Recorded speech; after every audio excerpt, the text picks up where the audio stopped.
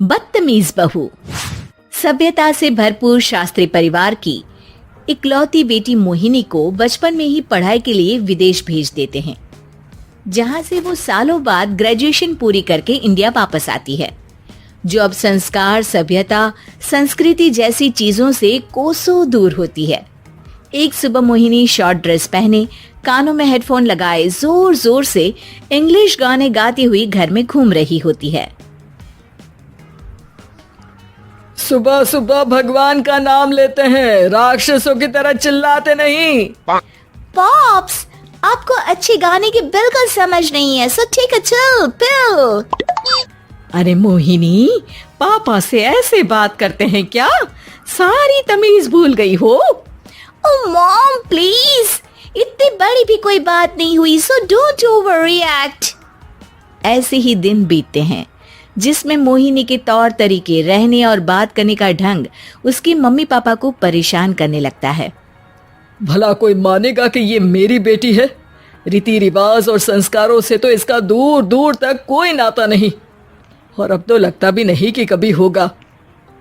अरे ऐसे कैसे नहीं होगा? लड़कियां सारे नखरे अपने माँ बाप को ही दिखाती है। ससुराल जाकर उन्हें सब कुछ करना भी पड़ता है और मानना भी। पत्नी की बात शास्त्री जी समझ जाते हैं और कुछ ही दिनों में अपने से भी ज्यादा धार्मिक परिवार में निखिल के साथ मोहिनी का रिश्ता पक्का कर देते हैं। रिश्ता तो पक्का कर दिया, पर यहाँ मोहिनी को कैसे मनाएंगे? शादी ब्याह के मामले में आटे में नमक जितना झूठ तो चलता है जी। इसी तरह एक के बाद एक तिकड़म लगाते हुए दोनों मिलकर मोहिनी को शादी के लिए तैयार कर लेते हैं और मोहिनी निखिल की शादी हो जाती है, जिसके अगले दिन से ही मोहिनी दोबारा अपने पूरे अवतार में शॉर्ट ड्रेस पहनकर घर में घूमने लगती है। बहू को ऐसे देख सास की आंखें फटी की फटी रह जाती हैं।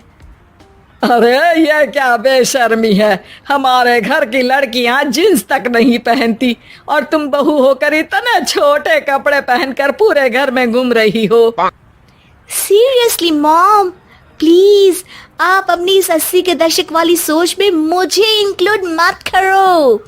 हाय तौबा, एक तो बेशर्मी दिखाती है, ऊपर से सास के साथ जुबान भी लड़ाती है।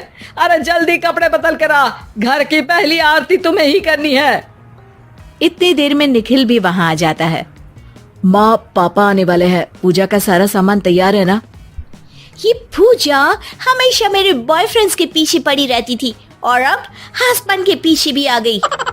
मोहिनी की बातें सुन सास तो अपना सिर पकड़ लेती है, लेकिन निखिल किसी न किसी तरह उसे पूजा के लिए कन्विंस करके कपड़े चेंज करने के लिए भेज देता है, जिस पर पूजा खत्म होने के बाद वो एक बार फिर अपनी शॉर्ट ड्रेस में आ जाती है।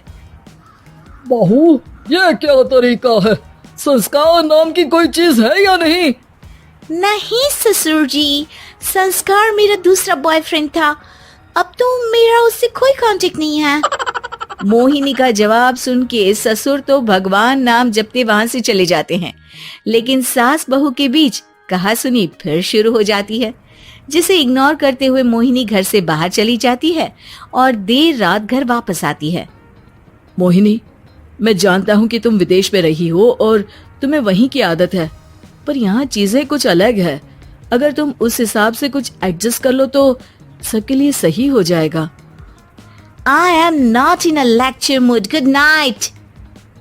अगली सुबह मोहिनी देर से उठकर एक बार फिर उसी तरह सबके सामने आती है, जिस पर उसकी सास कुछ बोले उससे पहले ही मोहिनी की दोस्त मोनिका और रेचल वहां आ जाती हैं। Oh hi darling, how are you? OMG, we missed you so much. I missed you too darling. Ram Ram, इन्होंने तो तुमसे भी छोटे कपड़े पहने हैं। अरे तुम लोगों के अंदर कोई शर्म लिहाज बाकी भी है या सब बेच खाई?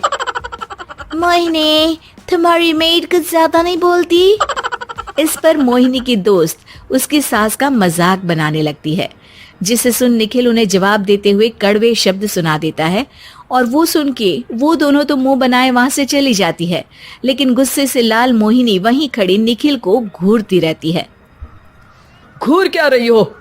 तुमसे शादी की ये सोचकर कि विदेश में पढ़ी लिखी हो, घर में कोई पॉजिटिव चेंज लाओगी, अपनी करियर के लिए एम्बिशियस होगी, पर अपने इस बिहेवियर से उस पढ़ाई के साथ साथ अपने मम्मी पापा के नाम को भी डुबो रही हो। अगर तुम्हें ऐसे ही हाल रखना है तो यहाँ रहने की कोई जरूरत नहीं है। निखिल की बातें सुनकर मोहिनी रोते हुए घर छोड़कर अपनी मम्मी पापा के पास वापस आ जाती है। ससुराल में सब कुछ ठीक तो है? वो अपने आप को समझते क्या है? मोहिनी पर चिल्ला रहे हैं? मैं क्यों उसके इशारों पर चलूं? मैं अपनी लाइफ अपने तरीके से जीना चाहती हूँ और वो ना आप लोगों को मंजूर था और ना ही उन्हें है। तुम यहाँ नहीं रह सकती। अपने पापा की बात सुन के मोहिनी हैरान रह जाती है। हाँ, तुमने बिल्कुल सही सुना। अगर तुम्हें अपने इस घमंड, बेशर्मी और बदतमीजी में ही जीना है तो तुम यहाँ भी नहीं रह सकती। बेटी, मैं मानता हूँ हमारे यहाँ रीति रिवाज बहुत मायने रखते हैं और हमने उन्हीं के ओवरडोज से बचाने के लिए तुम्हें विदेश भेजा था। एक लड़की जो शादी करके घर और बच्चे संभालती है, उससे तुम अपने आप को ज्यादा समझ सको इसके लिए भेजा था। तुम उससे ज्यादा समझो और बनो, पर तुम तो किसी दूसरी ही ट्रेन में चढ़ गई बेटा। उसके मम्मी पापा बहुत देर तक मोहिनी को सारी बातें समझाते हैं, जिन्हें सुनकर मोहिनी को अपनी गलती का एहसास होता है। वो जॉब ज्वाइन कर लेती है और ससुराल वापस आकर उन्हें मॉडर्न बनाती है और खुद भी कुछ रिवाज सीखते हुए खुशी से रहने लगती है।